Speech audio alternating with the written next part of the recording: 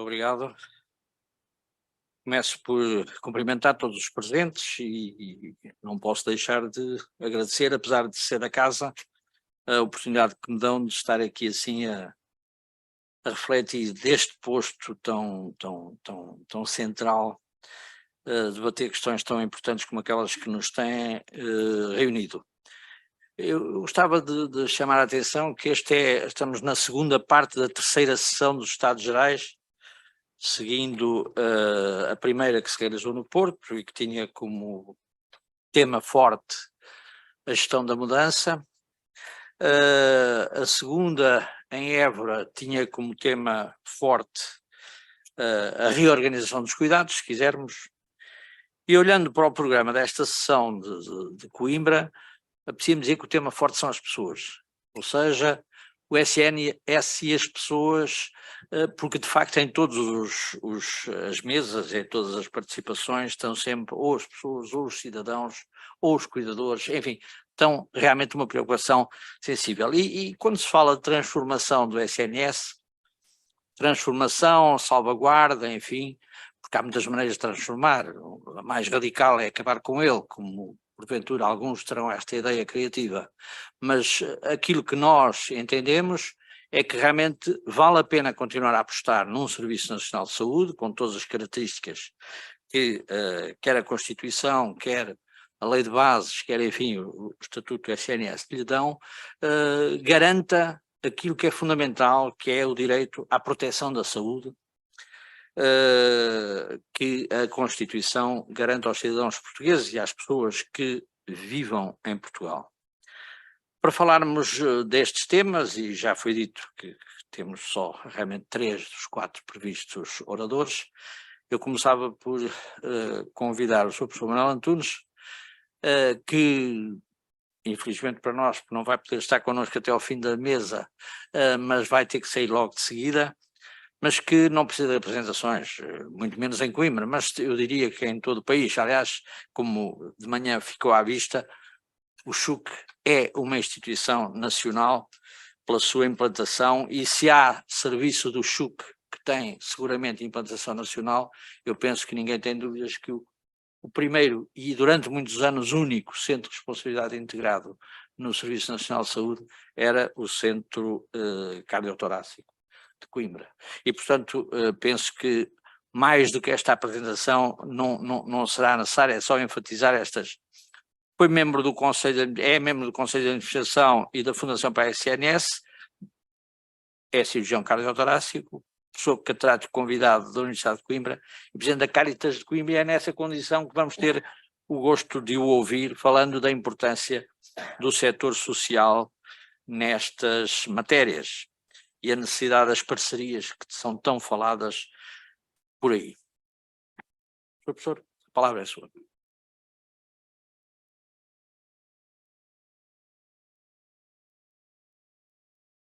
Agora já está ligado. Como disse, eu não venho aqui noutra posição que não seja a de Presidente da Caritas Diocesana de Coimbra para falar sobre o papel do setor social na saúde e a sua relação com o Serviço Nacional de Saúde, mas queria fazer um comentário prévio para dizer que nós estamos nestas várias sessões, em vários pontos do país, a repensar o Serviço Nacional de Saúde. Usou 3 palavras aqui, ou 2 palavras, alguns querem acabá-lo, certamente não é a minha posição. O Sr. Ministro fala muito agora em reformar o Serviço Nacional de Saúde, eu penso que já não chega. Eu tenho usado a palavra reinventar, porque eu tenho a impressão que precisamos mesmo de reinventar o Serviço Nacional de Saúde como pedra basilar e fundamental para a prestação de cuidado de saúde aos cidadãos, mesmo que eu hoje não esteja integrado no Serviço Nacional de Saúde. Muito bem, então, passando à minha apresentação, eu queria dizer quase uma verdade do Sr. de La Palice. Toda a gente sabe que nós temos um sistema de saúde que é constituído por 3 importantes setores: o Estado, que intervém como regulador de todo o sistema, como planeador, como prestador e financiador do serviço, e muito se discute sobre a junção destas várias funções dentro pelo menos do Ministério da Saúde. Depois o setor social, com uma relevante intervenção principalmente nos cuidados continuados, falarei disso depois, e o setor privado com um importante papel na prestação de alguns tipos de cuidados. Alguém que hoje não aceita esta verdade como 3 prestadores importantes dos cuidados de saúde ao cidadão não está atualizado, claramente. Durante os últimos 40 anos, os papéis do Estado, do setor social e do setor privado mudaram. E esse é um dos grandes problemas do Serviço Nacional de Saúde. Quer na sua definição, quer nas relações entre eles, de um modo geral, é possível identificar 8 ciclos políticos que refletem os contextos políticos em Portugal, consequentemente o enquadramento ideológico de cada um deles. Isto não são palavras minhas, eu cito o Dr. Jorge Simões, que todos conhecem bem. E os ciclos políticos, eu não vou elaborar muito sobre isto, estão aqui, como eles os definiram. O que mostra como, por cada ciclo político, nós mudamos de direção. Parecemos, eu em algumas palestras mais ilustradas, costumo pôr daqueles sinais que às vezes há nas capitais da Europa que dizem Belgrado para ali, Paris para acolá, Londres para aquele lado, Lisboa para aquele lado. Se pusermos o nome de cada um dos ministros que passou por nós, pelo Serviço Nacional de Saúde, nós teríamos bem uma ideia do que é. E eu, em 30 anos de trabalho, tive 10 ministros e 11 presidentes. Verdadeiramente não é possível fazer as coisas. Se formos à Lei de Bases da Saúde, a nova Lei de Bases de Saúde de 2019, nós vemos que os serviços não públicos, estamos a falar do setor social e do setor privado, podem ser utilizados de forma supletiva e temporária, na base 6 e na base 25, condicionadas à avaliação da sua necessidade. E, portanto, para mim, esta lei de bases nasceu já torta. E não é possível cumprir aquilo que realmente nós temos. O Ministério da Saúde, diz o Dr. Manuel Lemos, que é o presidente dos IPSS, diz que o Ministério da Saúde comporta-se muito como um Ministério do Serviço Público da Saúde, o que conduz sempre não só quem atua no Serviço Nacional de Saúde, fora do Serviço Público da Saúde, mas também a tratar potenciais parceiros como serviço do Ministério. Quando trata connosco, pensa que está a tratar da mesma maneira como trata com um diretor do hospital qualquer, logo de forma extremamente autocrática. Ao longo destes anos, o Ministério da Saúde tem despejado, é outro problema, em cima do Ministério da Segurança Social, tudo quanto é despesa e tem fugido a tudo quanto é inovação. Portanto, a relação dos serviços sociais, do setor social com o Estado, com o Serviço Nacional de Saúde, faz-se através do Ministério do Trabalho e da Segurança Social e não através do Ministério da Saúde, o que cria logo, como imaginam, muitos problemas.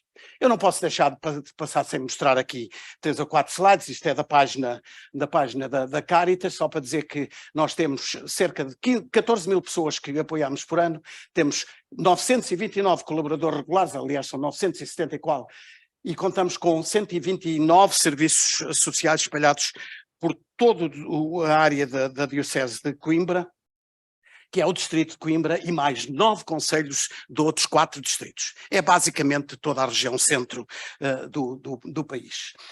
Eu vou começar aqui, por exemplo, quando vamos à nossa página e estamos a falar no que fazemos em termos de saúde, está cá em baixo, o Centro Vida Mais, uma clínica de medicina física e reabilitação e cuidados continuados, 2 unidades de cuidados continuados. Falarei delas a seguir. Mas temos outras, em termos de adições, por exemplo, isto é uma parte da saúde importante, como por exemplo o apartamento de reinserção, o centro de alojamento, o centro de dia, comunidade terapêutica, equipe de intervenção direta e uma equipe de rua que anda a apanhar as pessoas drogadas que se andam a drogar, pelo menos damos-lhes seringas novas e tudo, para evitar problemas de saúde que competem ao Estado fazer. Portanto, nós temos, eu não vou avançar mais, temos vários, eu podia enquadrar estes 8 serviços como sendo parte da saúde.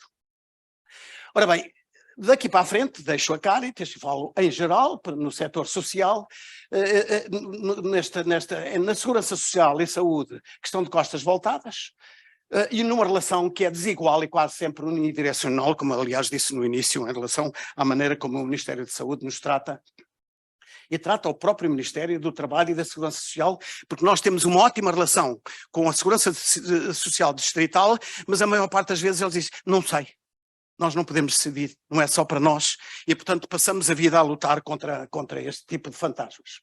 E portanto eu discuto aqui a necessidade de um maior apoio das IPSS ao Serviço Nacional de Saúde e vice-versa.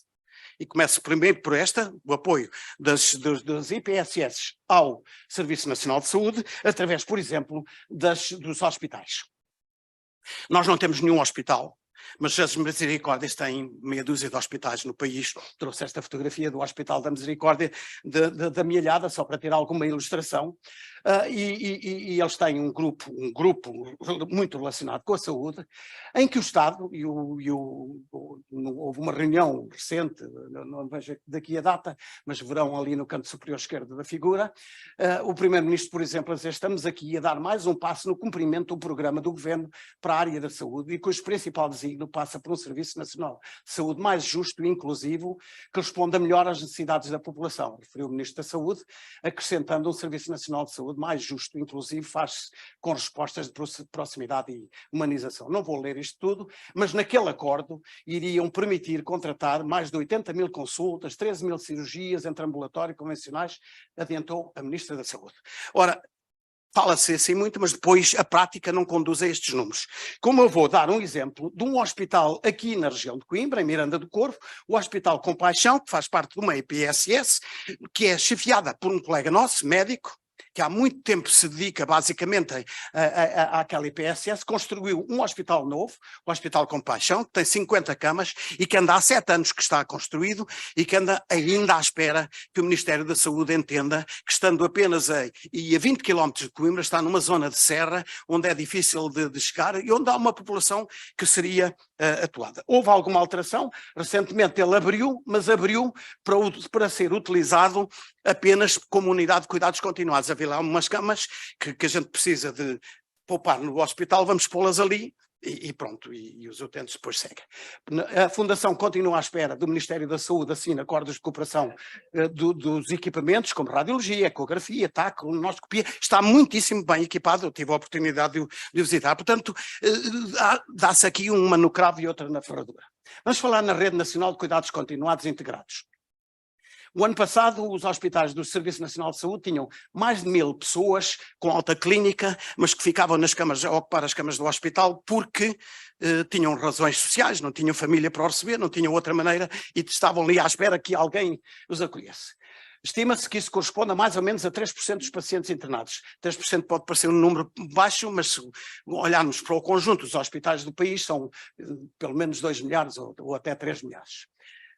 E, portanto, neste período até 5.653 pessoas tinham sido transferidas pelo sistema. Mais uma vez, grandes anúncios, já com o novo Ministério, vamos criar 500 vagas para internamentos por razões sociais nos hospitais.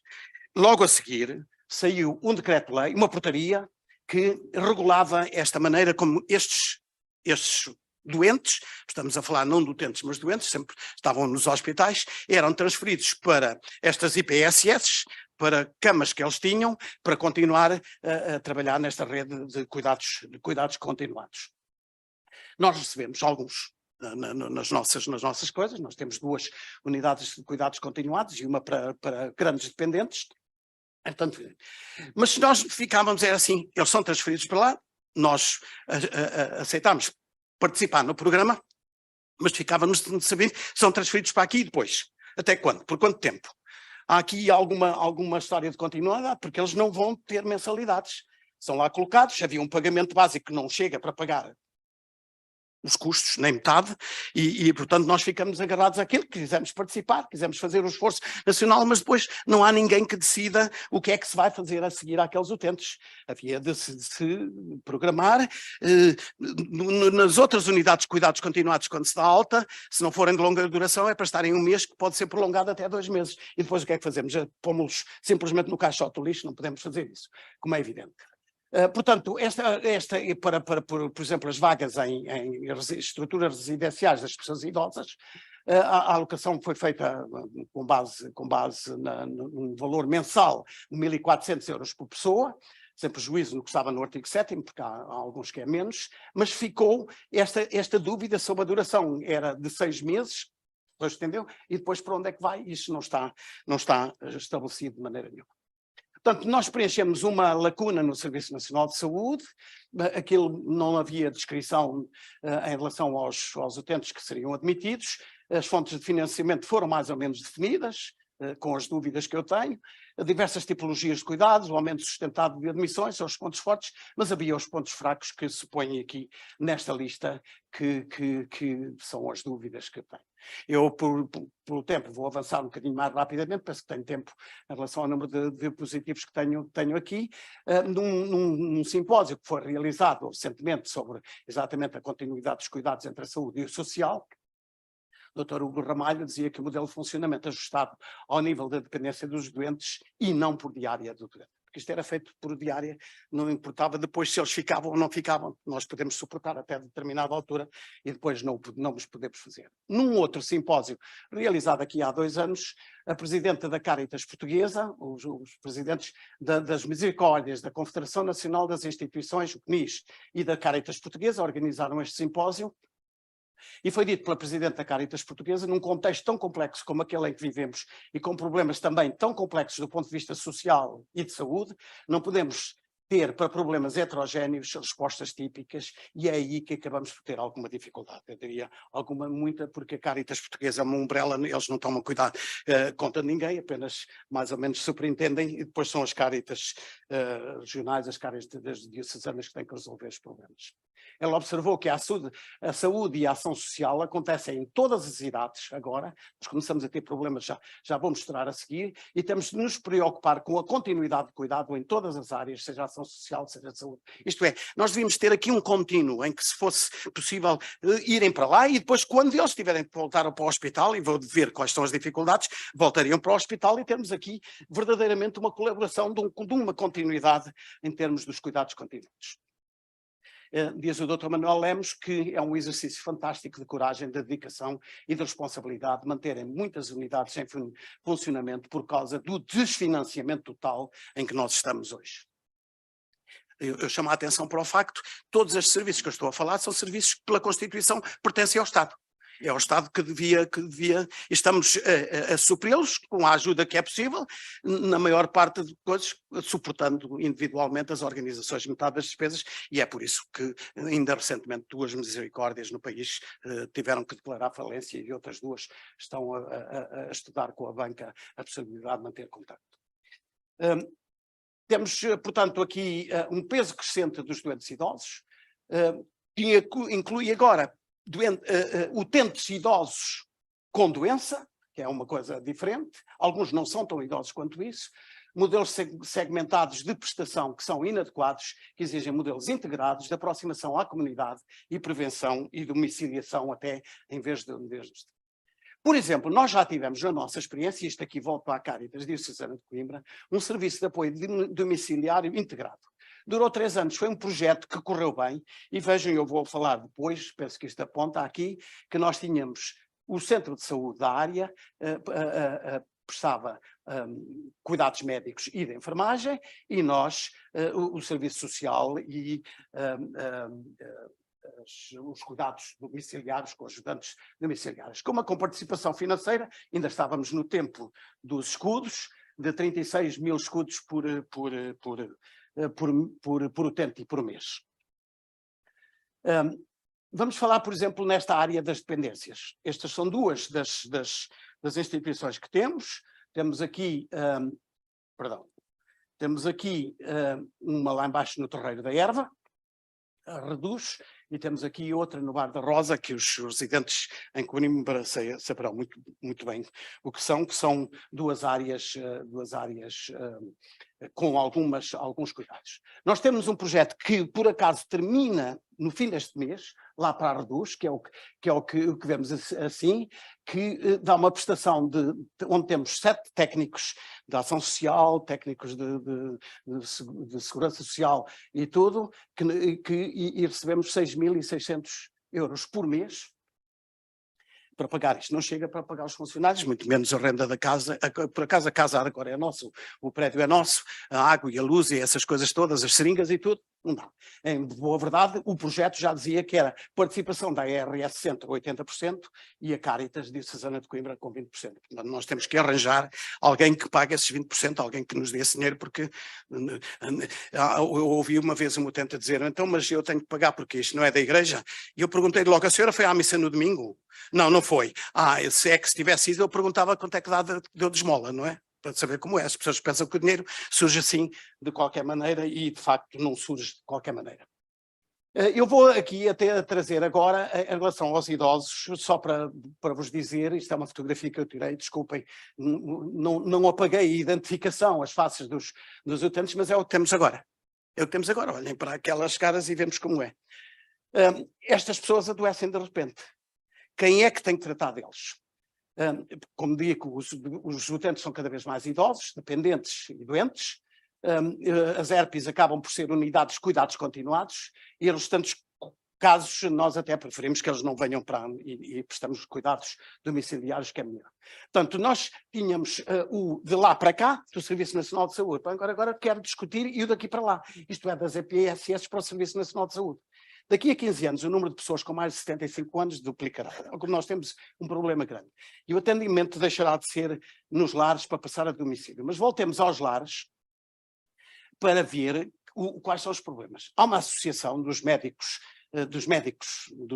das herpes que pretende a obrigatoriedade de médicos em permanência nos lares. Quer dizer, isso é incomportável em termos dos custos que existem hoje. E, por outro lado, temos um ministro que diz que a assistência médica, primeiro-ministro, em todos os lares é uma obrigação do governo e das instituições. Eles sabem que é do governo. E das instituições também, nós não defendemos isso, mas nós prestamos o serviço, alguém tem que pagar esse serviço que é prestado. O secretário de Estado, que agora é o presidente da comissão da TAP, não é? Que agora passou para o anterior secretário de Estado, dizia também a assistência nos lares continuará a ser feita pelos médicos de família, garante o governo. Nós nunca vimos nada disso, fazem-se estas declarações. E eu dou-vos um exemplo. O que é preciso, o que é que a lei diz para ter um médico de família? Para ter um médico de família é necessário estar inscrito no centro de saúde da sua área de residência. Portanto, quando temos um lar aqui em Coimbra, seria o centro de saúde daquela área. Se ainda não fez a sua inscrição, basta apresentar isto assim. Um grande número de residentes das herpes, de estruturas residenciais das pessoas idosas, está a grande distância da sua área de residência. E, portanto, não tem direito a ter o médico de família ali ao lado. E isso levanta-nos muitos problemas. Problemas que são identificados, por exemplo, como este coisa, que isto veio à televisão. O provedor de um lar de Melgaço, da Santa Casa da Misericórdia, foi à televisão dizer que conseguiu arranjar um grupo de voluntários, médicos e enfermeiros, a ajudarem o lar e todos esses profissionais receberam uma nota da entidade local de saúde a desaconselhá-los a ir ao lar. Estavam aqui voluntários. E foi isto eu estou a tirar da notícia que apareceu depois nos jornais. Isto mostra a desarticulação entre o Serviço Nacional de Saúde e as IPSS. Agora vamos a nós temos nestes dois lares, num destes nossos lares de cuidados continuados, 2 utentes da zona de Aveiro e 2 utentes da zona do Porto. Estamos a falar numa unidade que trata de doentes com SIDA ou com hepatite C. A lei o que diz é que quem o referiu, eles despejam-nos lá, diz o Serviço Nacional de Saúde, vai parar ali.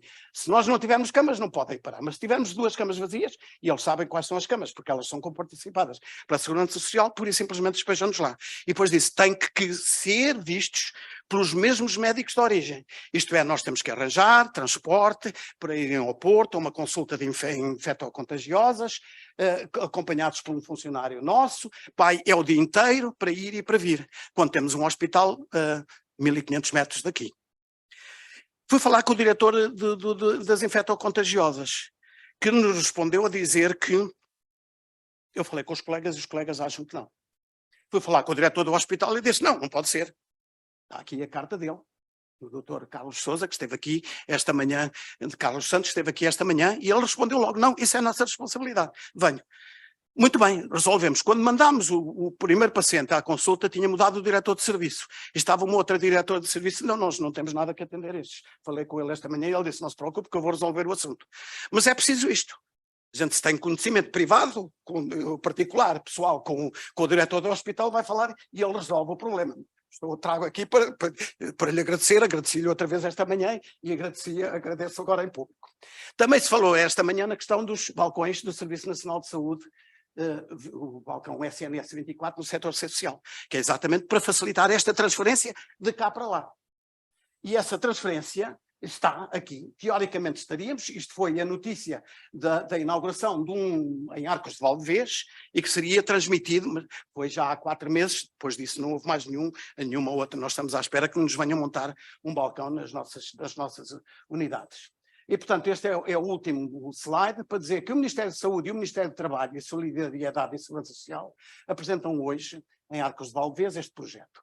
O balcão facilita, não há dúvida, o acesso dos cidadãos ao serviço de saúde, mas parece que foi um foguete que foi lançado e se calhar não há mais fogo de artifício, já terminou. O alargamento da resposta ao setor social, nomeadamente às ERPs e às unidades da Rede Nacional de Cuidados Continuados, contribui para qualificar esses serviços como respostas inovadoras que facilitem o acesso dos seus doentes aos cuidados de saúde. Mas os 2 exemplos que mostrei anteriormente, obviamente mostram que isso não está a acontecer. Deixo-vos com esta página do Facebook da Caritas Diocesana de Coimbra, se quiserem ver mais o site e tudo para saber, e agradeço a vossa atenção. Muito obrigado. Eu penso que levei 30 segundos. Muito obrigado. Obrigado, Sr. Professor. Enfim, me chamou a atenção aqui para uma coisa que nos preocupa a todos e eu peço licença para me considerar um dos mais preocupados, porque um dos mais críticos. Para os mais jovens, convém lembrar que de antes havia um Ministério da Saúde e Assistência, que quando se deu o 25 de Abril foi transformado em Ministério dos Assuntos Sociais, que por acaso integrava a saúde e a segurança social. O trabalho estava integrado num outro ministério, que era o Ministério do Trabalho. Esta questão, depois, no fim da década de 80, penso eu, foi resolvida e acabou e passou a haver o Ministério da Saúde, com toda a área da saúde, e o trabalho, a segurança e o emprego e mais não sei o quê, passaram para outro ministério. Da João Crisóstomo para a Praça de Londres, se quiserem geograficamente. Isto foi a destruição da possibilidade de cooperação e da parceria entre saúde e segurança social, que depois teve um pequenino horizonte de esperança quando foi criada a Rede Nacional de Cuidados Continuados e Integrados. À boa maneira portuguesa, nós quando não conseguimos fazer as coisas funcionarem como deve ser, arranjamos uma orgânica diferente. Então arranjamos uma rede de coordenação de cuidados continuados e integrados, como se tudo o resto da saúde não devesse ser continuado nem integrado. Eram 2 coisas. Havia um que era para os cuidados continuados e integrados e o resto que era para tudo o resto, por silos, chamemos-lhe o que queiramos. E depois há isto. É quase impossível resolver este problema. Eu lembro que os cuidados continuados foram, pela primeira vez, lei em Portugal em 2013, por um decreto-lei que tinha como objetivo fundamental, era um decreto só da saúde, do Ministério da Saúde, que tinha como objetivo fundamental agilizar as altas dos hospitais SA. Isto foi feito, foi lançado, foram criadas em todo o país 31 unidades, que eu tive ocasião de visitá-las todas em 2015, em 2005, isto foi 2003, eu estava agora a roubar anos, em 2005 visitei as 31, desde Monção até Portimão. Porquê? Porque eram realmente unidades concebidas para alta convalescença, média duração, longa duração. Ao fim de 2 meses, se não me engano, excepcionalmente poderia ser mais, tinham alta necessariamente. Isto depois foi, em 2006, pelo decreto 101, atualizado, com a ponte com a Segurança Social, e aí surgiu a esperança de se poder reconstituir um bocadinho esta parceria. Ilusão. Funcionou, eu era capaz de arriscar, e como estou reformado já posso dizer as coisas sem receio, até porque já não tenho cargo nenhum. De facto não funcionou. Não funcionou porque depois havia cismas no topo da pirâmide. Ora a Segurança Social, ora a Saúde, lutavam pelo predomínio na gestão da rede. E isto dava sempre barraca. Muitas das coisas que o Sr. Professor falou resultam muito desta dificuldade de entendimento. Alguém compreende que um cidadão português, porque sai de casa dele ou da família e vai viver para um lar, chamados agora ERPIs, que é a 200 quilómetros do sítio onde residia, perde direitos de cuidados ali na proximidade, junto à porta. Há lares ao lado de centros de saúde em que os doentes não podem recorrer porque estão inscritos no outro centro de saúde nenhum. Isto cabe na cabeça de alguém. E depois admiram-se que as pessoas, quando estão com problemas, vão às urgências. Porquê? Porque nas urgências, felizmente, se eu tiver um problema numa urgência em Portimão, eu vou ao Hospital de Portimão, não me mandam ir ao Hospital de São João, que é o hospital da minha área. E, portanto, as coisas funcionam mal porque têm que funcionar mal com uma orgânica deste género. E nunca mais os governos, desde essa altura, se lembraram que realmente era urgente criar condições para que a articulação dos cuidados. Cuidar é preocupar-se com. Cogitar é o nome etimológico da palavra cuidar, é preocupar-se com. E por alguma razão, por exemplo, em Espanha e no Brasil chamam não cuidados, mas atenção. Atenção primária, atenção hospitalar e tudo mais. Porque o que está em foco é o que é a preocupação dos serviços. E isto, de facto, esta possibilidade de parceria está sempre prejudicada por estes obstáculos burocráticos. Vivias ali, a tua residência lá não vive há 5 ou mais anos, mas a tua residência continua a ser ali. Se calhar se tiver que ir votar também vai lá. Agora é capaz de dar para votar de outra maneira. Mas quer dizer, são coisas incompreensíveis num país minimamente organizado. Reformar, transformar é mesmo também melhorar a capacidade de elaboração, é mesmo. É o tal reset que às vezes é preciso, o SNS 2.0, como também já ouvi falar, são coisas que se calhar vale a pena repensarmos para garantir a sua, para salvaguardar a sua existência, para salvaguardar os verdadeiros propósitos de cuidar dos mais velhos. Só mais um parênteses, há pessoas que já me ouviram esta conversa muitas vezes. A doutora Rosário Gama terminou a intervenção dela a dizer que o envelhecimento não é uma doença. Eu diria, pois não, e por isso não se deve chamar aos velhos idosos. Idoso, etimologicamente, é um doente da idade. Não é verdade. Mais velhos é como está consagrado internacionalmente, older persons, personas AG, como queiram, nunca é chamar-lhe como não se chama cancerosos, como não se chama leprosos, como não se chama uma série de outras coisas que são designações inapropriadas. Deixemos de chamar ERPIs. Eu sou idoso, não, sou velho. E tenho muito gosto nisso. Sr. Professor, muito obrigado. Muito obrigado pela sua excelente complementaridade daquilo que eu disse. Muito obrigado. Desejo a todos uma boa tarde. Muito obrigado. Bom. Eu peço desculpa, isto estava fora, mas eu abusei do poder do lugar e também da folga que me foi dada pela infeliz ausência da doutora Patrícia Barbosa, que não poderá estar cá. Porque falámos de parceria, porque falámos de articulação de setores, eu penso que nada melhor do que agora irmos ouvir falar a doutora Ana Umbelino, que representa as autarquias, os municípios, para falar de transferência de competências para os municípios para benefício dos cidadãos. Doutora, qual que é seu? A doutora é vice-presidente da Câmara Municipal de Torres Vedras, é mestre em Ciências de Educação, é presidente da direção da Rede Europeia de Cidades e Regiões para a Economia Social e é membro do Conselho de Administração da Rede Portuguesa de Municípios Saudáveis. Doutora, faz favor. Muito obrigada, muito boa tarde. É de facto um gosto poder participar desta conversação.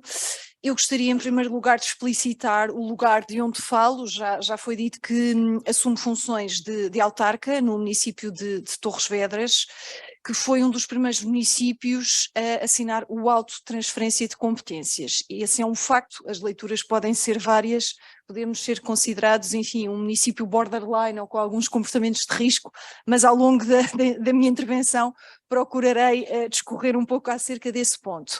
Em concomitância, também por via precisamente das funções que desempenho no município de Torres Vedras, integro o Conselho de Administração da Rede Portuguesa de Municípios Saudáveis, que é de facto uma rede colaborativa que agrega um número bastante representativo de municípios do país e no seio dessa rede temos também produzido algum conhecimento acerca destas matérias.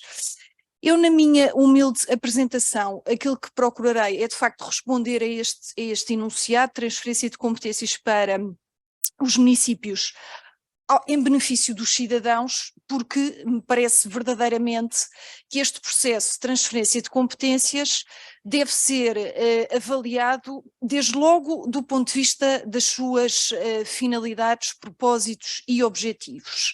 E, acima de tudo, de que forma as competências transferidas, as condições e os processos em que suportam, verdadeiramente impactam nos cidadãos e cidadãs, ou seja, que alterações, que efeitos desejavelmente positivos é que esta transferência de competências traz para os cidadãos e cidadãs que, como foi dito, e não é uma figura retórica de ornamentação de discursos, estão verdadeiramente no centro do Sistema Nacional de Saúde e estão também no centro daquilo que é a estruturação de políticas de base local, porque falou em etimologia, de facto a etimologia da palavra cidade também nos conta precisamente isso, quer adotemos uma origem mais espacial ou mais política, os cidadãos estão também no centro das cidades e por isso tudo o que fazemos a nível das autarquias tem como impulso e horizonte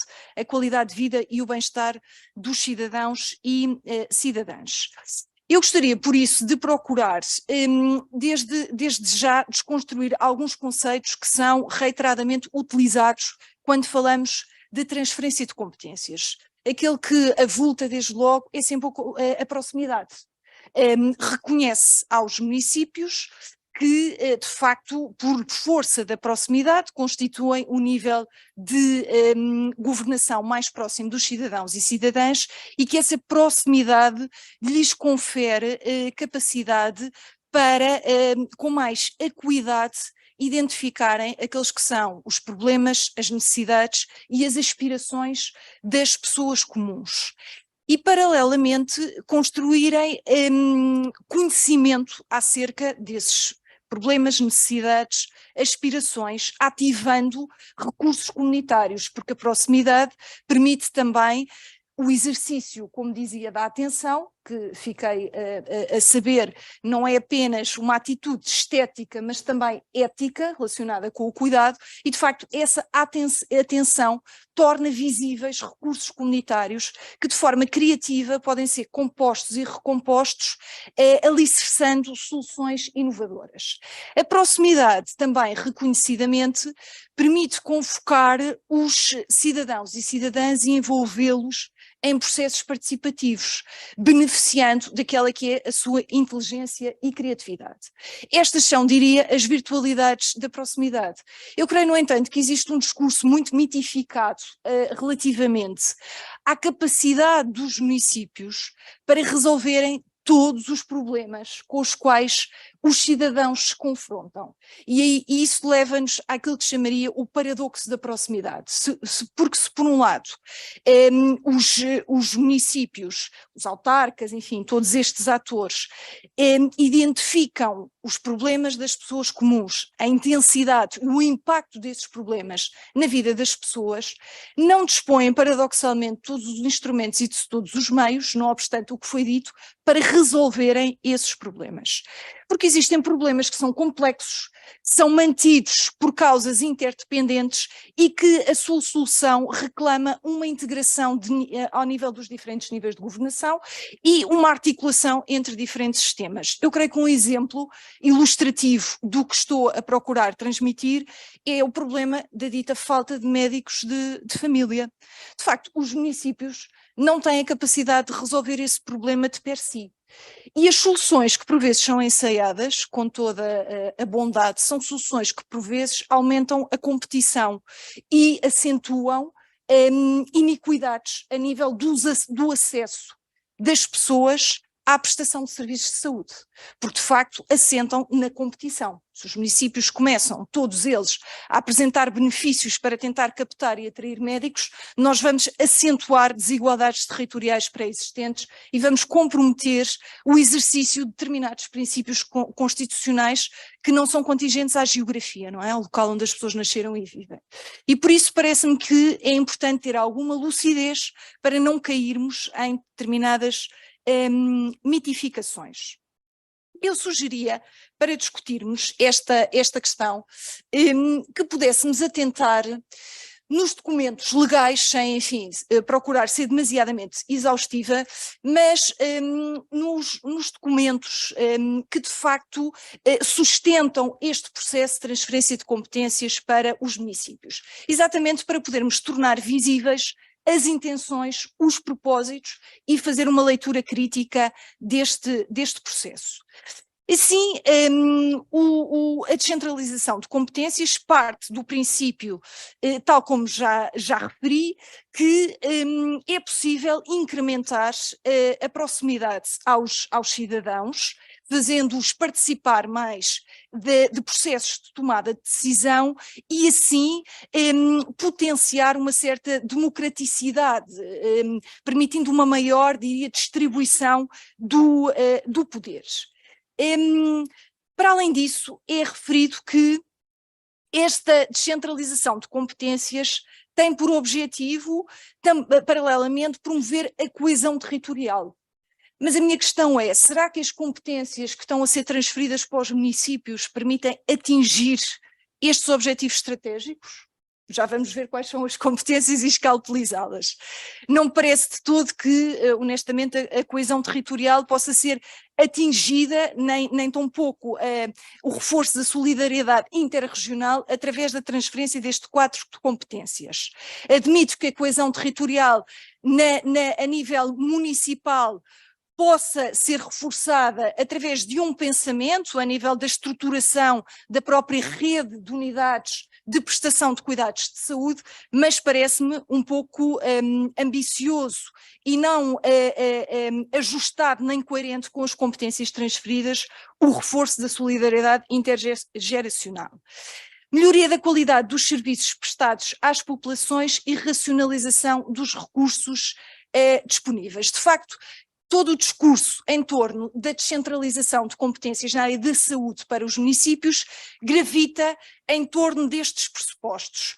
Por um lado, aquilo que se almeja é, de facto, aumentar a proximidade, envolvendo mais os cidadãos na tomada de decisão, é também garantir uma maior eficácia na gestão dos recursos.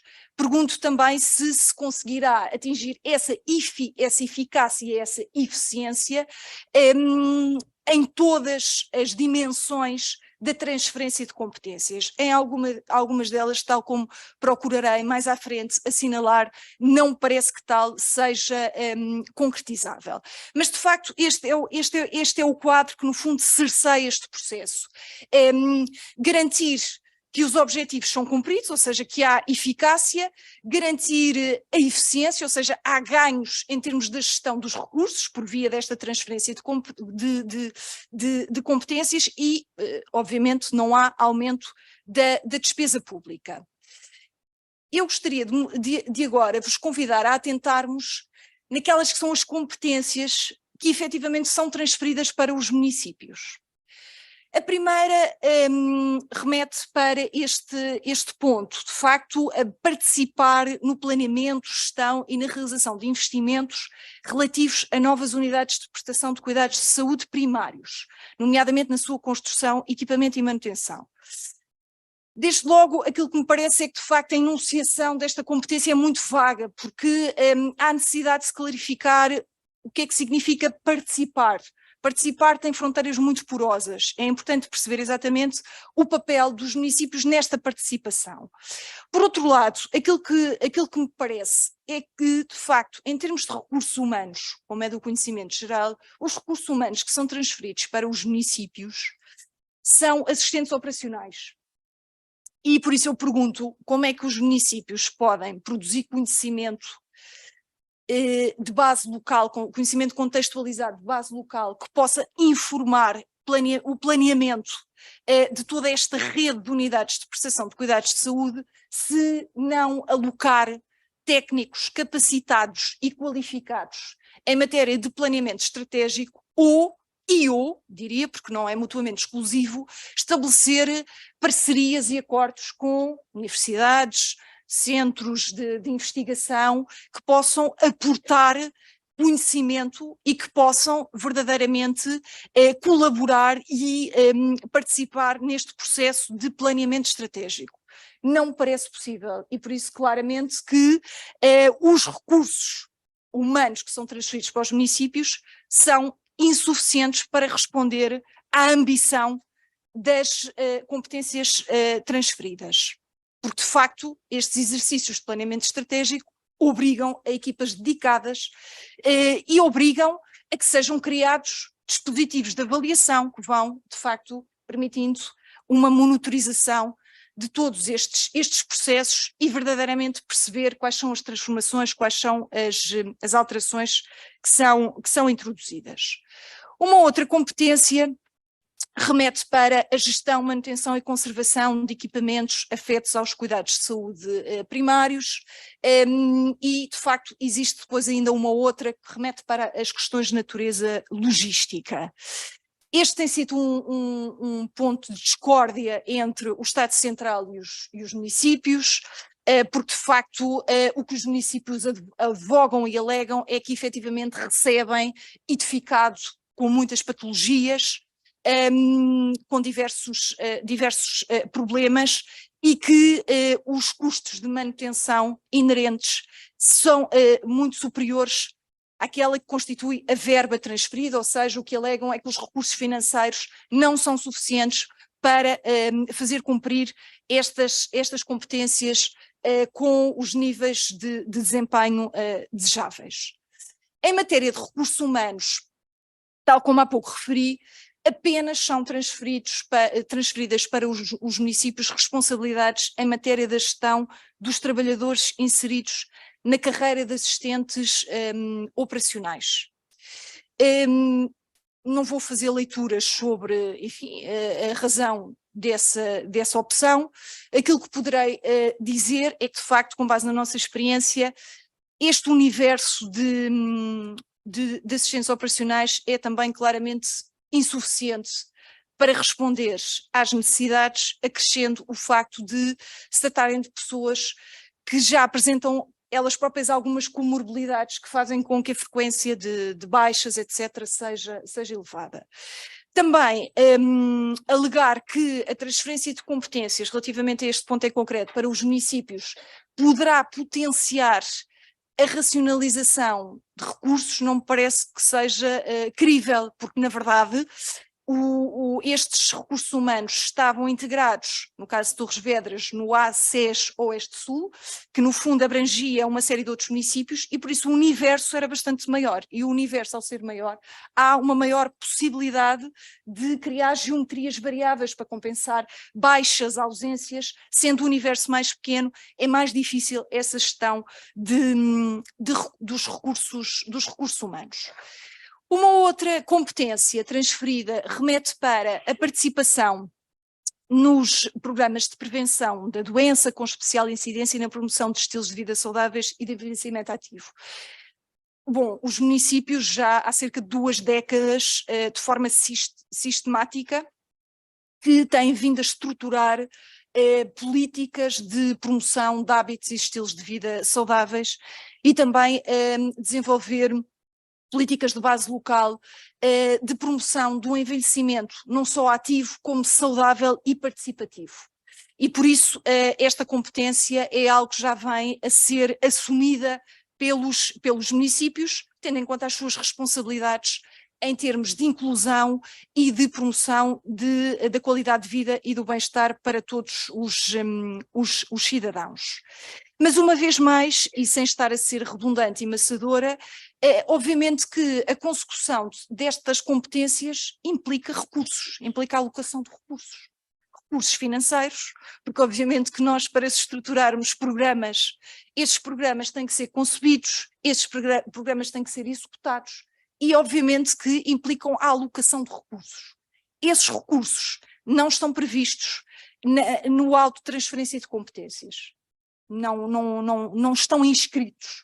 E por isso, ou são de facto mobilizados pelos municípios através da rentabilização dos seus próprios recursos endógenos, ou terá que haver um reforço das equipas ou o estabelecimento de parcerias com outros atores que intervêm a nível local. É óbvio que os municípios têm também históricos e investimentos diferentes relativamente a estas áreas, a estes domínios. Muitos, como digo, já têm um lastro bastante assinalável em matéria de promoção de hábitos e estilos de vida saudáveis, outros nem tanto, mas a questão é como é que aqueles que não têm estas práticas integradas nas suas políticas e prioridades o irão fazer, se de facto não vão também dispor de recursos para tal. Não vos vou amassar a detalhar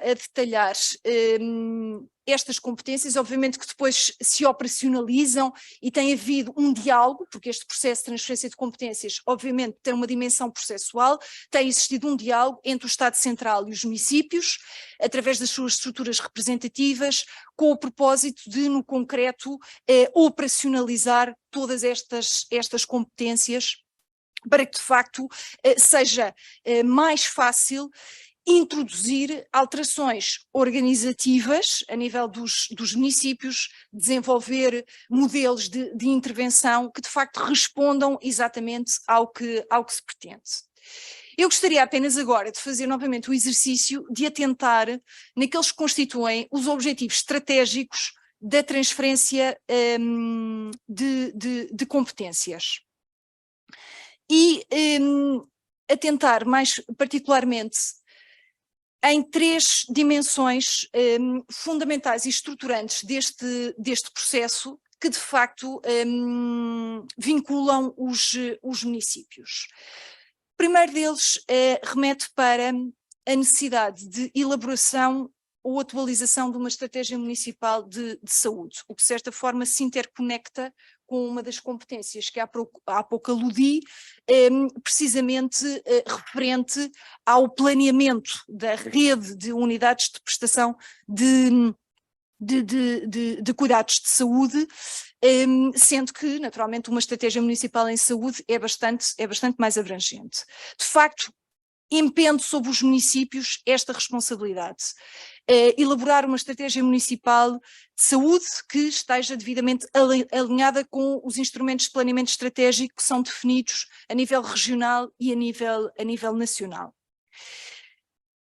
Esta estratégia, de facto, parece-nos ser um desafio bastante interessante. Como digo, o município de Torres Vedras e todos aqueles que integram a rede de municípios saudáveis já há muito que elaboraram e atualizaram perfis diagnósticos em saúde, estudos de aprofundamento em diversas dimensões e planos de desenvolvimento em saúde e qualidade de vida, e por isso há municípios que, como digo, já têm um histórico e um trabalho consolidado a este nível. Outros, seguramente, pela primeira vez irão elaborar esta estratégia municipal de saúde. Aquilo que me parece uma vez mais é que, de facto, esta competência é transferida para os municípios, mas não existe uma estrutura de apoio que, de certa forma, possa contribuir para qualificar todos estes exercícios de planeamento, que possa contribuir inclusivamente para que seja criado um sistema de indicadores comparáveis. Enfim, parece-me que de facto tem que existir mais pensamento sobre como é que estas intenções são operacionalizadas e verdadeiramente potenciá-las, para que o conhecimento que é produzido seja verdadeiramente útil, possa informar a decisão política e possa, de facto, contribuir para a melhoria da qualidade de vida das pessoas e a melhoria do próprio Sistema Nacional de Saúde. Mas enfim, o facto de apenas se enunciar uma intenção e não existir nada mais parece-me muito frágil. Em paralelo, impende também sobre os municípios a responsabilidade de se criar um Conselho Municipal de Saúde. Obviamente que o Conselho Municipal de Saúde está interligado com esta estratégia municipal de saúde, é no fundo a estrutura de governança que é responsável por aprovar a estratégia municipal de saúde, por acompanhar a sua execução, por avaliar. A composição deste Conselho Municipal de Saúde parece-nos também bastante problemática, no sentido em que ela assenta num modelo muito rígido, muito hierarquizado e apresenta algumas perplexidades na nossa humilde opinião, constituindo para municípios que já há muito têm um pensamento e que têm práticas validadas em matéria de governança, um problema no sentido em que tem uma configuração tão redutora, tão presidencialista e tão, parece-nos também contraditória com algumas das premissas associadas à transferência de competências, em que se faz o elogio da participação dos cidadãos, do envolvimento dos cidadãos, mas na verdade este Conselho Municipal de Saúde não inscreve a participação dos cidadãos como uma possibilidade.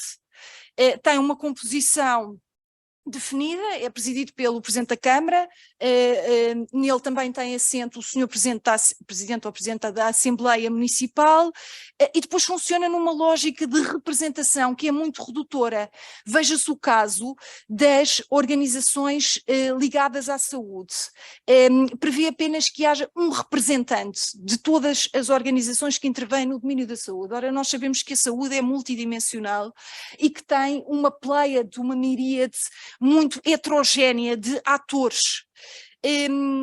Pressupor que há apenas um representante parece-nos que de facto é criar uma espécie de monocultura, quando seria muito interessante ter diversidade. Nós sabemos que a diversidade aumenta a complexidade, os grupos diversos são mais complexos, mas sem complexidade não é possível também interpretar o mundo em que vivemos, e por isso parece-nos muito redutor haver apenas um representante das organizações de saúde, bem como algumas perplexidades, como seja o facto de se consagrar importância e relevância aos atores locais, mas depois os atores locais são designados pelas estruturas centralizadas e de caráter nacional, o que nos parece também um pouco contraditório. Porque no cotidiano, a nível local, os diversos atores, inclusivamente os representantes dos serviços públicos sectoriais desconcentrados, dialogam entre si, cooperam entre si. Mas depois, no caso do Conselho Municipal de Saúde, é o Conselho Diretivo do ISE que, por exemplo, nomeia o representante local. Não nos faz muito sentido. Há outra perplexidade que diz respeito às organizações do terceiro setor, em que também tem que ser uma estrutura nacional representativa a nomear anualmente o representante.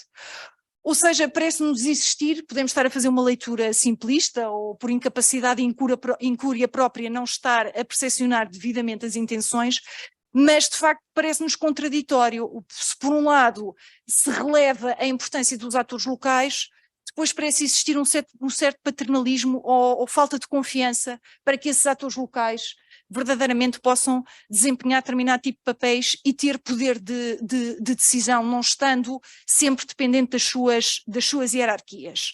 Só mesmo para terminar, relativamente à composição do Conselho Municipal de Saúde, uma outra perplexidade é que ele consagra de facto a possibilidade de o Presidente, ou por indicação de 1/3 dos seus membros, se poder convocar cidadãos de reconhecido mérito na área da saúde. Mas voltamos sempre a uma espécie de hierarquia de conhecimento. É ótimo, é muito importante beber-se do conhecimento dos ditos experts, mas os cidadãos também são experts nos seus problemas e nas suas necessidades. E por isso não percebemos muito bem como é que são convocados. Claro que os municípios são muito criativos. E o desafio é perceber como é que as estruturas pré-existentes podem ligar a esta e podemos ultrapassar estas limitações. Mas esses exercícios consomem menos tempo e se calhar fazia mais sentido logo a priori se criar uma configuração mais flexível que não obrigasse este espartilho e a este reducionismo. Doutora, Último peço ponto, desculpa, vou mesmo temos terminar. mesmo Sim, já. vou mesmo terminar. Um último ponto remete para a criação da Comissão de Acompanhamento e de Monitorização. A própria lei prevê a criação de uma comissão composta por representantes da ARS, do município, do ACE, enfim, de diversas estruturas incumbidas de acompanhar o processo de transferência de competências. Aquilo que sucede é que, de facto, não existem recursos humanos, nomeadamente nas ARS, disponíveis para acompanhar estes processos. E esse aspecto é fundamental, porque transferir competências para os municípios implica, na nossa modesta opinião, ter equipas dedicadas que possam verdadeiramente acompanhar estes processos e que possam, inclusivamente, ir avaliando a qualidade dos processos. E, de facto, existe um déficit grande de recursos humanos, o que faz com que as respostas sejam demoradas e estas comissões de acompanhamento e monitorização não estejam a cumprir aquela que seria a sua missão. O que também é muito injusto para os próprios profissionais que delas fazem parte, porque sofrem uma pressão tremenda por parte dos municípios e não conseguem responder por déficit de recursos humanos. Só mesmo para concluir, estes processos também têm desvelado algumas insuficiências que existem a diversos níveis, desde logo a nível da existência de infraestruturas digitais, que são fundamentais para que se aceda com rapidez e facilidade a determinado tipo de dados que são necessários para que os próprios municípios acelerem os processos de transferência de competências. E daí que a descentralização, tal qual foi apresentada, está irmanada com a modernização administrativa. E é fundamental, de facto, existirem essas infraestruturas digitais para se aceder a dados com facilidade e o processo ser mais célere.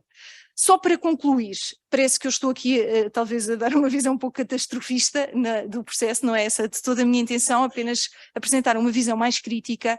Eu diria que, sem embargo de tudo o que foi dito, no nosso caso em concreto, existem algumas mais-valias. Obviamente que uma delas é óbvia, que é um maior entrosamento, um maior conhecimento, uma maior proximidade entre o município e os profissionais do setor estrito da saúde, porque sabemos que a saúde é multidimensional, um maior conhecimento que tem sempre externalidades positivas ao nível da cooperação, e a cooperação gera também, obviamente, inovação. Outras mais-valias, obviamente, em termos da gestão de recursos, porque essa gestão de recursos beneficia de todo um capital em termos de instrumentos tecnológicos, etc., que existem nos municípios. Mas estamos a falar de gestão de frotas de automóveis, etc. Portanto, aquilo que me parece, muito honestamente, é que até ao momento as competências transferidas não permitem impactar naqueles que constituem os grandes desafios e as grandes dificuldades que neste momento estão a ser experimentadas pelas pessoas. E que todo este processo, ele surge num quadro de emergência, em que de facto existem falta de médicos de família, existe uma série de problemas que afetam as populações e que, para os quais é necessário haver uma resposta. E eu nesse âmbito, aquilo que me parecia é que de facto a descentralização e a cooperação entre os diferentes níveis de governação devia se efetivar. Devíamos, de facto, ser capazes de encontrar soluções transitórias para problemas que, volto a dizer, são complexos, através dessa cooperação e aproveitando as mais-valias da proximidade que é gerada e da ativação de todas estas redes e de uma maior visibilidade e relevância política que este processo traz à saúde, responsabilizando mais os municípios. Mas nesse particular, vou mesmo terminar, nesse particular eu creio que existem algumas dificuldades, mas julgo que esse será o próximo passo. Mesmo para terminar, ultrapassando algumas antinomias que eu penso que toldam muito a nossa forma de pensar, que são aquelas dicotomias e antinomias entre o que é público e o que é privado. Nós, a nível do município, para resolver problemas, nós temos que convocar todos. E temos que ativar os recursos de todos. E há determinado tipo de grelhas mentais e de leitura que eu penso que condicionam muito a nossa capacidade de construir soluções.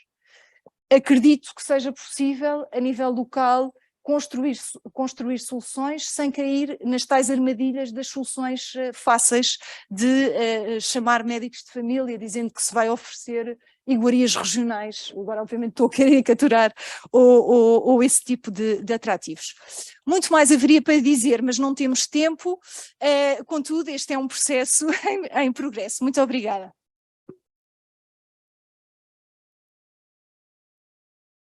Muito obrigado, doutora. Interpreta esta compliance como um sinal de boas-vindas à participação das autarquias na organização da saúde. Mas que não confundamos isto com a circunstância de estarmos aqui a defender uma rede nacional de cuidados de saúde autárquicos que se sobreponha a todas as outras redes que já existem, porque de facto que a gente precisa, e esta mesa tinha como designação proximidade, integração de cuidados e informação de saúde.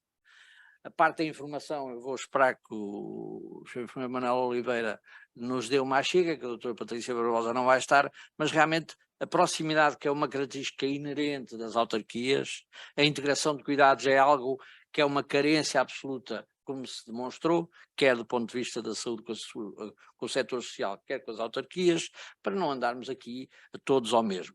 Lembrava só que dessas suas dificuldades não esqueceu seguramente os planos locais de saúde, que é uma entidade que está adjudicada ao setor da saúde e que seguramente também está lá previsto que os municípios possam fazer parte. De maneira que, para não fazermos muitos as mesmas coisas, era bom começarmos a falar uns com os outros de uma forma integrada, efetivamente, e não para circunstâncias ocasionais. Bom, mas para falar de integração e continuidade de cuidados, os tais que eu dizia há pouco, que deveriam ser uma característica universal da organização do Ministério da Saúde, ou do Serviço Nacional de Saúde, para sermos mais rigorosos, vai falar o Sr. Manuel Oliveira, que eu tenho o gosto de contar entre os meus amigos já há bastante tempo, e que é atualmente coordenador regional da Rede Nacional de Cuidados Continuados e Integrados, regional do Centro, assessor para a qualidade do Conselho Diretivo da ARS Centro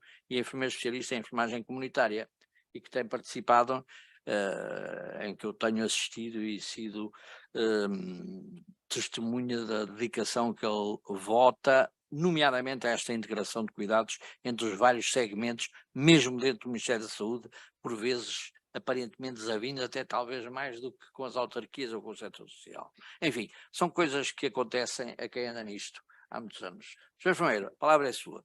Muito obrigado. Permitam-me que, na pessoa de estimados amigos do Dr. Vítor Ramos, enquanto Presidente do Conselho de Administração da Fundação para a Saúde do SNS, e do professor Pedro Ferreira, agradeço ao convite para estar aqui hoje convosco. É com muito gosto que estou, acima de tudo porque tenho muitos mestres na sala. São pessoas que me ajudaram a fazer o meu percurso profissional, que me ajudam hoje a fazer o meu percurso, e é com muita gratidão que vejo aqui tantas amigas e amigos que me ajudaram e ajudam, como dizia, a fazer este percurso.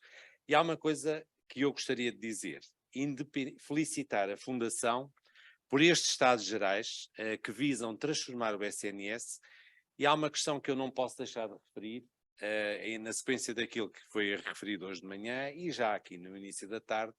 É inquestionável o valor que o Serviço Nacional de Saúde representa para a nossa saúde no país.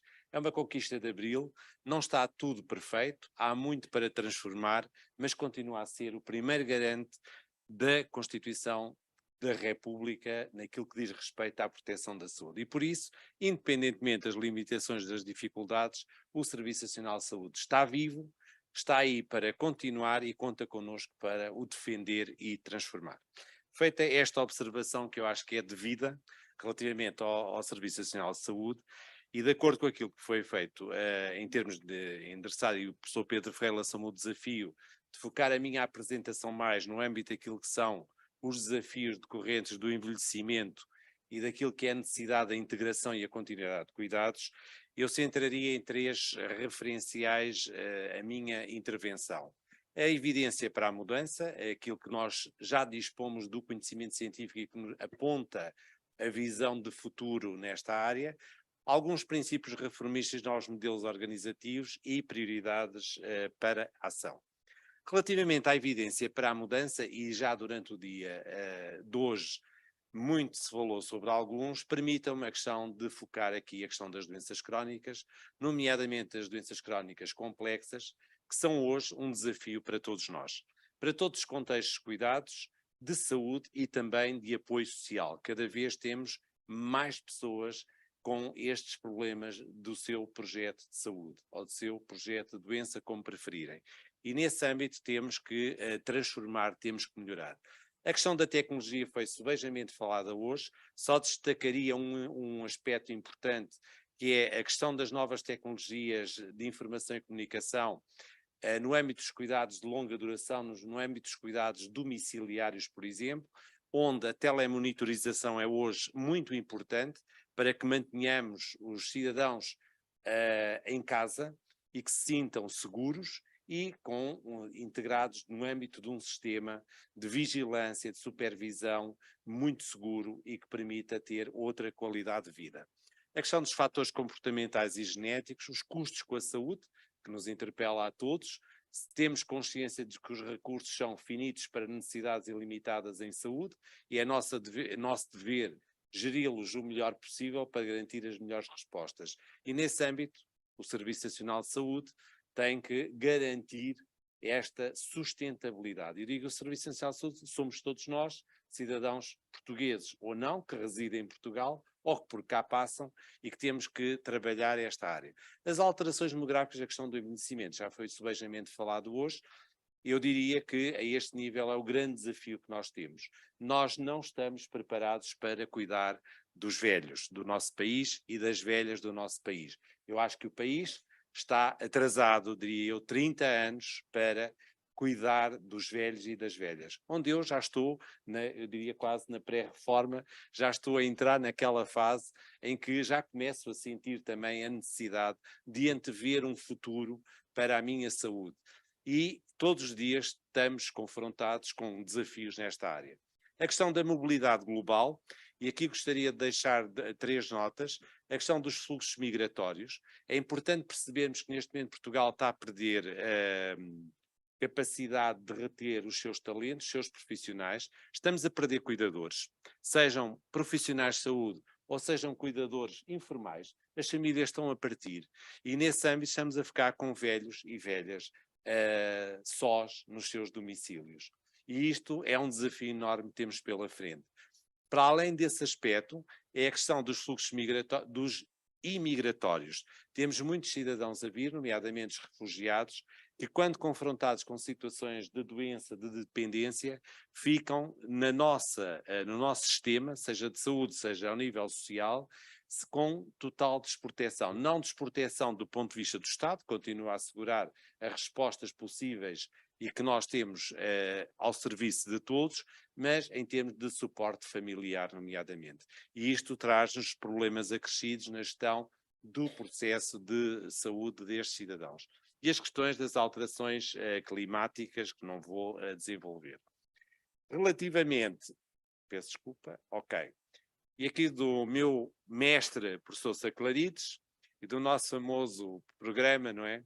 Do SNS Mais Proximidade, eu trago aqui este esquema, eventualmente, não sei se conseguem visualizar muito bem, que visava fundamentalmente, tinha um modelo de integração de cuidados focado naquilo que é a questão do percurso das pessoas ao nível do seu ciclo de vida, nas várias etapas, e basicamente enfatiza aquilo que é a importância da integração de resposta intersetorial, saúde social e a mobilização de todos os recursos da comunidade ao cuidado da pessoa, que hoje aqui já foi referido, e nesse âmbito é importante, tínhamos concebido, professor Saclarides, a questão dos protocolos colaborativos, Clinical Pathways, a avaliação dos resultados, a elaboração do plano individual de cuidados, que tem que ser um instrumento fundamental para nós podermos gerir o projeto de saúde e os processos de transição ao longo de toda a vida. Se todos nós tivéssemos um plano individual de cuidados, hoje de manhã falámos aqui na partilha de informação, ao nível dos dados da saúde, a nível europeu, se nós alinhássemos todos por esta visão estratégica que o professor Saclarides ajudou a construir e disseminou no país, seguramente eu, independentemente da minha área de residência, fosse em Portugal, em Espanha ou na França, e atendendo à mobilidade hoje que nós temos ao nível internacional, eu estava sempre focado onde eu estivesse, tenho os profissionais que cuidam de mim focados naquele plano individual de cuidados. É um sonho. Talvez seja um sonho, mas é um desafio que temos pela frente. Depois, a questão da tipologia de doentes, que já foi aqui referido, e por isso dizer que é neste contínuo e nesta lógica de integração e mobilização dos recursos que nós dispomos na comunidade que nós podemos garantir uma resposta efetiva às necessidades dos nossos cidadãos. Nem de propósito, não é, professor Saclarides? Tem que ser. Este é outro esquema do professor Saclarides. E não estamos aqui a falar, e hoje de manhã referiram aqui, e muito bem, a quantidade de siglas que nós temos, não é? Os cuidados de saúde primários, os cuidados hospitalares, primários, os continuados integrados, saúde pública, paliativos, serviço de apoio domiciliário, segurança social, etc, etc. Mas há um foco principal, e reforça a ideia anterior.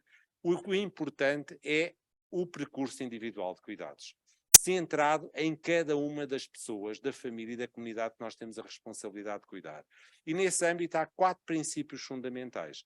A integração já referida, a importância da continuidade, a proximidade e a questão da humanização, que também já hoje foi aqui abordada e que distingue aquilo que é o tratar do cuidar. E algo que é muito importante, todo este percurso tem que estar focado nos resultados em saúde, nos ganhos em saúde que derivam da nossa intervenção. Sobretudo naquilo, e quando falamos dos velhos, nós queremos ganhos em saúde, ou seja, queremos viver mais anos, mas com mais saúde.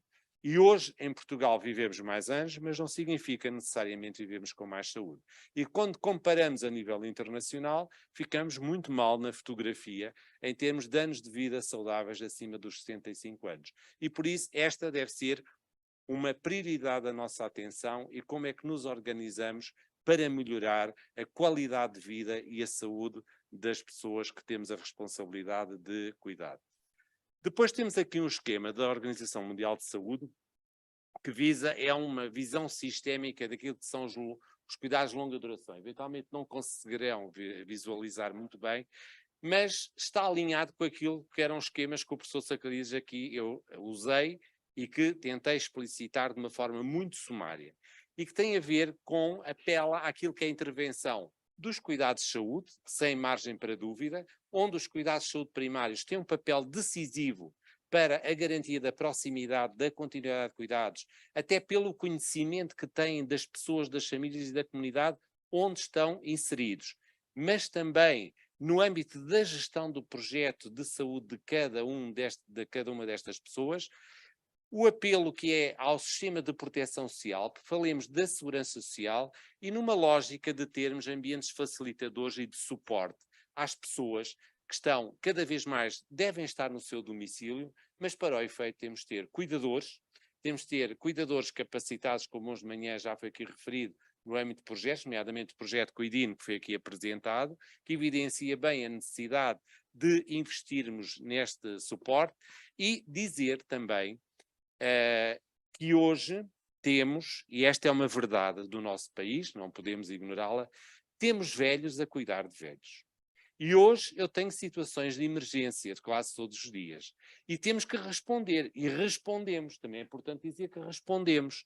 Hoje recebo com frequência, durante o dia, chamadas do tipo: temos aqui uma cuidadora que de repente teve que ser hospitalizada, ou porque descompensação de uma doença crónica complexa, ou porque teve um AVC, ou porque sofreu uma queda e fez uma fratura de colo do fémur e teve que ser hospitalizada. E esta pessoa cuidava de uma pessoa dependente em casa. E neste momento nós fazemos-lo imediatamente, colocamos, às vezes não com a proximidade que nós desejaríamos, mas imediatamente colocamos essa pessoa que fica privada de cuidados pela sua cuidadora. Eu estou a falar pela sua cuidadora porque a grande maioria são mulheres que cuidam, mulheres velhas que cuidam dos seus. E por isso, neste âmbito, é importante dizer o suporte que todo temos de dar aos cuidadores informais, que à frente referirei, é também muito importante. Depois, não vou ler, mas há uma questão que é importante, é o Estatuto do Serviço Nacional de Saúde. O Estatuto do Serviço Nacional de Saúde é lei, é para cumprir. Estamos todos de acordo, não é? E o próprio Estatuto apela à proximidade, à integração dos cuidados e a resposta em rede. Hoje não podemos, cada um por si, andar a fazer o seu percurso. Não, temos o desafio de, em conjunto, trabalhar. Há bocadinho as câmaras municipais, as autarquias, não podem ver, isto é a minha opinião, peço desculpa, ver isto só numa transferência administrativa de competências. Eu diria que as autarquias têm a responsabilidade de cuidar da saúde dos seus municípios. E a saúde hoje não é um fenómeno só, nem é só um processo da responsabilidade do Serviço Nacional de Saúde. A saúde hoje é de uma exigência e de uma complexidade tal que apela à intervenção de todos os setores que podem concorrer para essa mesma saúde. E por isso, modelos de integração de cuidados, o trabalho em rede, a questão dos sistemas de informação que hoje aqui já foram bem explicitados, são fundamentais para nós fazermos este percurso. Depois temos a questão dos sistemas locais de saúde. Já hoje houve aqui uma referência. Ou seja, eu há dias usava esta imagem. Portugal, quando nós falamos de governança em saúde, Portugal, nós somos geograficamente um país pequeno, não é? Somos pequenos. Mas quando falamos de governança em saúde, parecemos um continente, ok? E nós somos, eu diria, neste momento, estamos em processo de reorganização, mas se nós ainda atendermos àquilo que é o nosso modelo atual, nós temos 5 administrações regionais de saúde e depois temos um conjunto de estruturas nacionais. Temos o Ministério da Saúde, temos a CSS, a SPMS, DGS, etc. Na área da Segurança Social, toda a modelo organizacional, desde o ICE, centros distritais, etc. E o que é que acontece? É que em cada uma das regiões nós tomamos decisões diferentes, concebemos modelos sobre um enquadramento legal que é o mesmo. E não entendemos, muitas vezes, como é que isto é possível. O cidadão hoje, se estiver em Coimbra, tem uma decisão sobre a sua saúde e dos seus. Eu falo na área dos cuidados continuados e integrados. Por exemplo, se estiver na região centro, nós tomamos um conjunto de decisões. Se eu tiver um familiar meu no norte, ele é confrontado com outro tipo de decisões. Se eu for ao Alentejo, também está aqui a SR do Alentejo, eu sou confrontado com outros. E o cidadão não entende isto, não entende como é que num país da dimensão do nosso, não temos a capacidade de nos sentar à volta de uma mesa, conversar, ver o que está, apropriarmos aquilo que é apropriável, atender às especificidades de cada uma das regiões e dos locais, mas haver um padrão comum para os processos de tomada de decisão. Este é um desafio grande, já tivemos a oportunidade de o dizer e transmitir à Direção Executiva do Serviço Nacional de Saúde e sabemos que no âmbito da Rede Nacional dos Cuidados Continuados e Integrados temos a esperança e temos o compromisso de que este percurso vai ser feito. Assim seja, não é? Isto não é uma expressão religiosa, é mesmo assim seja, é importante que isto aconteça. Depois, ainda no âmbito do Estatuto do Serviço Nacional de Saúde, eu diria que estão identificadas um conjunto de áreas preferenciais de cooperação. Os cuidados continuados e integrados, o apoio ao cuidador informal, a emergência social, cada vez maior. É importante percebermos que hoje o país está confrontado com uma crise económica e social que vem de há longos anos, que está-se a agudizar, e hoje estamos a ser pressionados permanentemente nos nossos serviços de saúde e ao nível daquilo que é a resposta que eu, neste momento, assumi há 1 ano e meio. Em 1 ano e meio eu sinto uma pressão sobre a Rede Nacional dos Cuidados Continuados Integrados incrível, por razões muito sociais.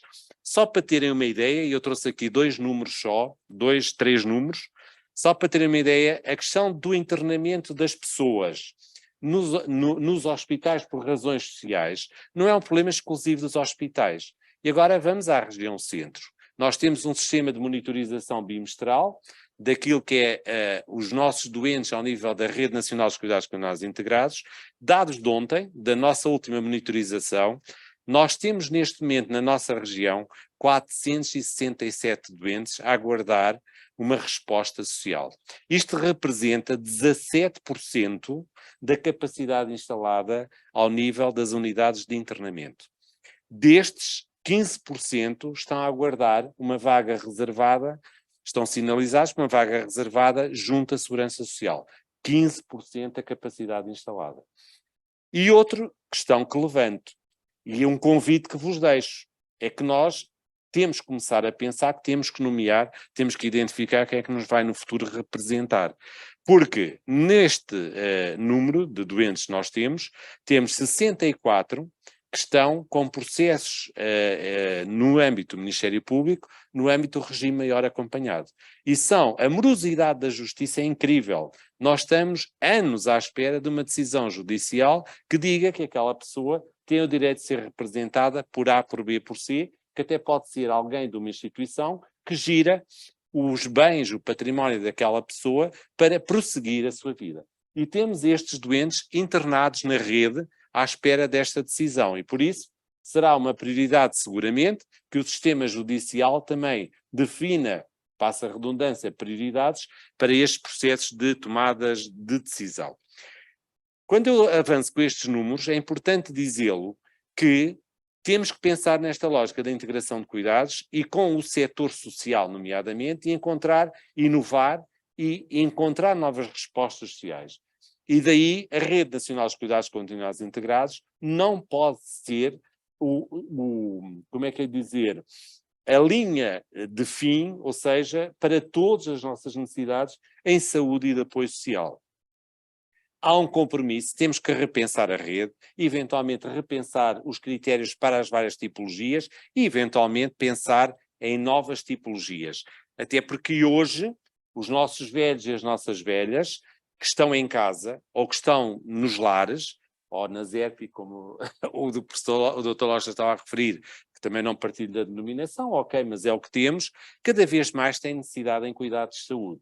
E por isso é importante também pensar o apoio às famílias de maior vulnerabilidade social, a questão da prestação dos cuidados às crianças em situação de pobreza e a prevenção e os cuidados ao nível da saúde laboral. Depois há algo que isto é muito importante, ou seja, hoje, eu penso que nesta sala ninguém pensará, e a grande maioria de nós não pensa, a prestação de cuidados de saúde, de apoio social e aquilo que é a resposta às necessidades das pessoas não se esgota nos médicos e nos enfermeiros. Nós precisamos cada vez mais de outros profissionais, e quando digo outros, ponho entre aspas, psicólogos, nutricionistas, fisioterapeutas, assistentes sociais, terapeutas ocupacionais, terapeutas da fala, poderia continuar por aí fora. Nós precisamos hoje de mobilizar um conjunto de competências para podermos responder de forma efetiva às necessidades dos nossos cidadãos, face à complexidade das suas necessidades e cada vez mais crescentes. E nesse âmbito é importante que criemos uma cultura que seja promotora da prestação de cuidados multidisciplinar ao nível do planeamento, mas também da prestação de cuidados. Isto é fundamental e por isso a cultura de práticas colaborativas interdisciplinares é uma prioridade que nós temos entre mãos para transformar o SNS e para transformar o nosso sistema de saúde. Em síntese, diria, e já esgotei o meu tempo, não sei se estava o cronómetro a funcionar, peço desculpa, não controlei, mas estou quase, não perdi. Só deixar uma nota, que é muito importante, a questão de termos, para a gestão desta mudança, temos de dispor de lideranças competentes, temos de ter cultura inovadora, participativa e colaborativa, uma política de recursos humanos no Serviço Nacional de Saúde e demais setores que seja efetiva. Dou um exemplo concreto. Estamos a implementar o Estatuto do Cuidador Informal, não é? Decorrente da lei de 2009, 2019, 2022 foi regulamentado e neste momento estamos a alargamento. Estamos a fazer um esforço incrível, saúde e segurança social, para conseguir garantir aquilo que está na lei. E não temos ainda os profissionais, nem da saúde, nem da segurança social, em número suficiente para conseguir corresponder. O exemplo da região centro, nós temos 100% dos profissionais de referência da saúde nomeados, a média nacional anda na ordem dos 27%, é importante também perceber que temos estas assimetrias no país. Quando falamos em termos de elaboração do plano de intervenção específico para os cuidadores e que, com a participação da pessoa cuidada, estamos a falar numa média de 50%. E porquê é que não conseguimos ir mais além? Porque não temos ainda os recursos suficientes para intervir nesta área. E por isso, política, a transformação digital, vou-me abster de comentar, um modelo de financiamento centrado nos cuidados e resultados em saúde e aprender com as experiências, e isto é importante monitorizar, avaliar e eu diria replicar boas práticas.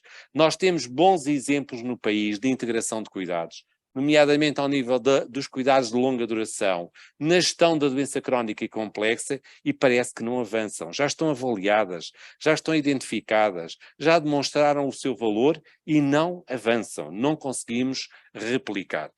E aí, eu diria, porque muitas vezes o poder está centrado nas profissões, num conjunto de pensadores do país e não está concentrado naquilo que deve ser o poder do cidadão e o poder de, como já foi aqui referido, o poder de decidir, de intervir e de apelar à resposta. Prioridades, e vou concluir rapidamente, o poder e a participação do cidadão, isto é decisivo. A questão da opção por políticas promotoras de saúde e da prevenção da doença. Quando eu penso em cuidados de longa duração, quando eu penso num envelhecimento ativo e saudável, eu tenho que perceber que isto começa antes da concepção. Isto é fundamental para nós conseguirmos anos de vida saudáveis quando estamos a falar acima dos 65 anos. A literacia para a saúde, o envelhecimento ativo e saudável. Duas notas sobre isto. Em 2017 o país concebeu uma estratégia para o envelhecimento ativo e saudável e que ficou na gaveta. E neste momento assistimos à nomeação de um coordenador para o envelhecimento ativo e saudável, que vai ter que elaborar um plano para o envelhecimento ativo e saudável no país. E ontem mesmo foi homologado o Centro de Competências para o Envelhecimento Saudável, que vai estar localizado a nível do Algarve. E por isso eu diria que há pouco aquilo, os ciclos políticos vão mudando e os instrumentos mantêm-se, ou são, deixamos-nos perder um pouco naquilo que é o percurso feito, e não rentabilizamos, não implementamos, não avaliamos. Deixa esta nota só. Saúde mental. Meu amigo Dr. Lochner, não é? Como a nossa estratégia da saúde para as demências nos dói a alma, que fizemos um percurso desde 2017, um percurso grande de concepção, de publicação do despacho, de construção de um plano nacional para as demências, e em janeiro, por razões que não importa agora referir, não é? Foi descontinuada a Comissão Nacional, a Coordenação Nacional, que eu tive o gosto de integrar sob a liderança do Dr. Lochner, e de lá para cá parece que a questão das demências não existe, deixou de existir, deixou de haver necessidade de a implementar. Esperemos que brevemente haja notícias. Questão da doença crónica já falámos, a prevenção de quedas, na área do envelhecimento, dos cuidados de longa duração, isto é fundamental.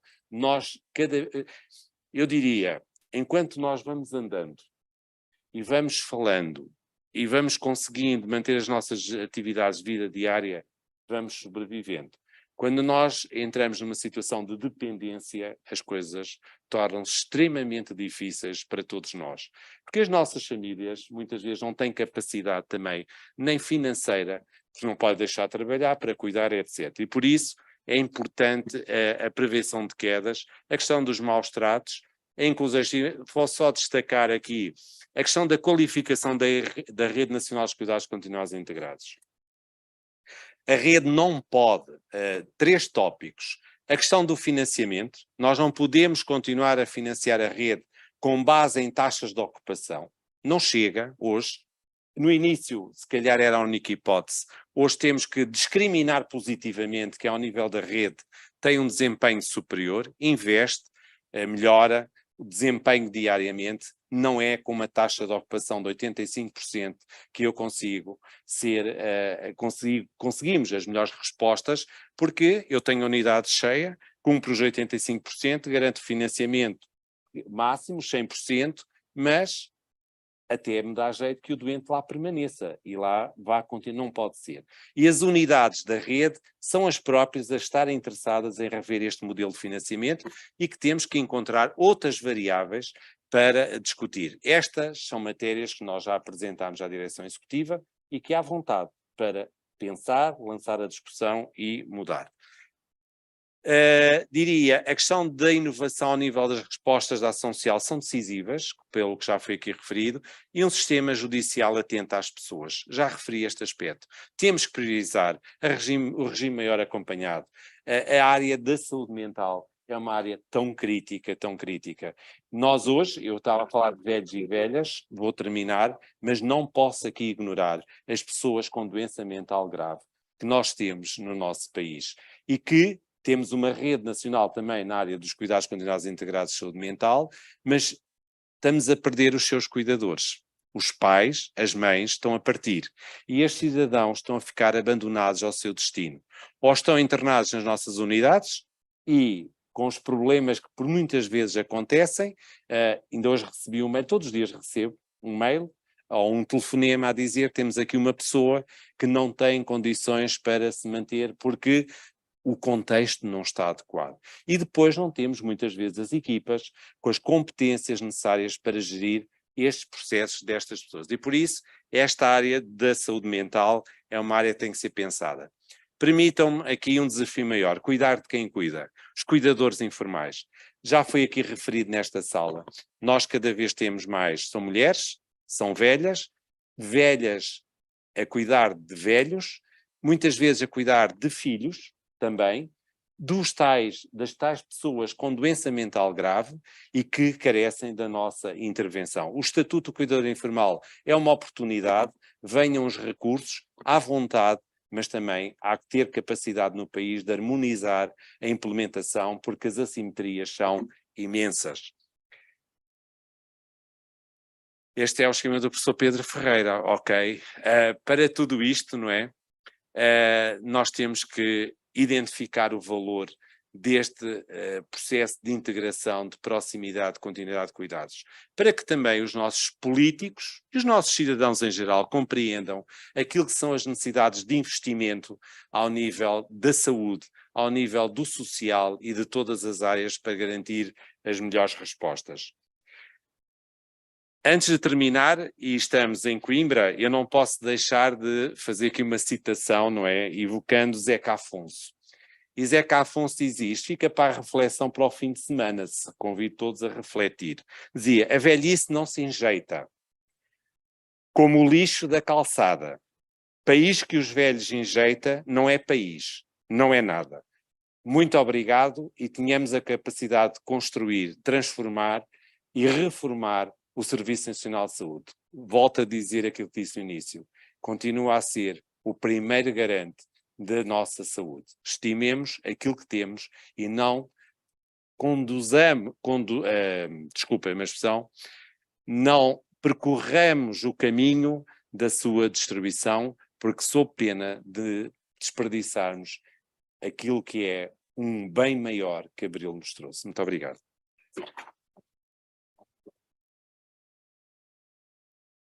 Bom, muito obrigado, Sr. Enfermeiro. Eu só gostava de esclarecer uma coisa. A razão porque eu não alertei o Sr. Enfermeiro mais cedo, não ser acusado, e nos tempos que correm é um risco, de discriminação de género. Muito obrigado.